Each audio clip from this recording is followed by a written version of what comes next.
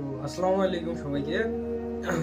তো আজকে আপনাদের সাথে একটা বিষয় নিয়ে আলোচনা করার জন্য আসলাম। সেটা হলো, আমি আজকে ফেসবুকে দেখতে পারলাম একটা বিষয়, যেটা আপনাদের সাথে ভাবলাম যে আলোচনা করা দরকার, তাই আলোচনা করতে আসলাম। সেটা হলো, আজকে ফেসবুকে একটা পোস্ট দেখলাম। চলেন পোস্টটা একটু দেখে আমরা আসি।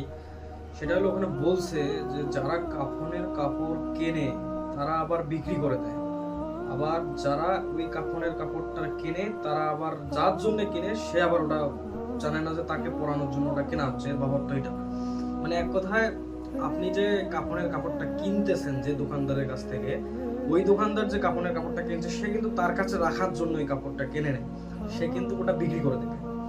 এবং কি হবে, আলটিমেটলি আপনি আবার ওটা কিনবেন, কেনার পর আপনি আবার যার জন্য কিনতেছেন সে কিন্তু ওটা বুঝতেছে না যে আপনি তার জন্য কিনতেছেন।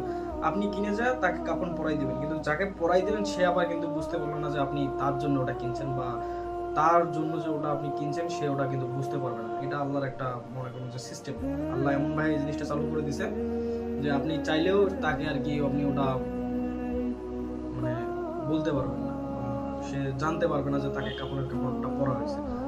সো মৃত্যু আল্লাহ একটা, আলটিমেটলি একটা অনেক বড় জিনিস। কারণ আল্লাহকে ভয় করা উচিত এবং মৃত্যুকে ভয় করা উচিত। সো আমরা মৃত্যুকে ভয় করে আল্লাহর পথে কাজ করব, আল্লাহর দেখানো পথে চলবো, এটাই আমরা আশাবাদী থাকবো। কারণ ভাই, মৃত্যু সবারই হবে, কুল্লু নাফসিন যায়কাতুল মাউত, সবাইকে একদিন মৃত্যুর স্বাদ গ্রহণ করতে হবে।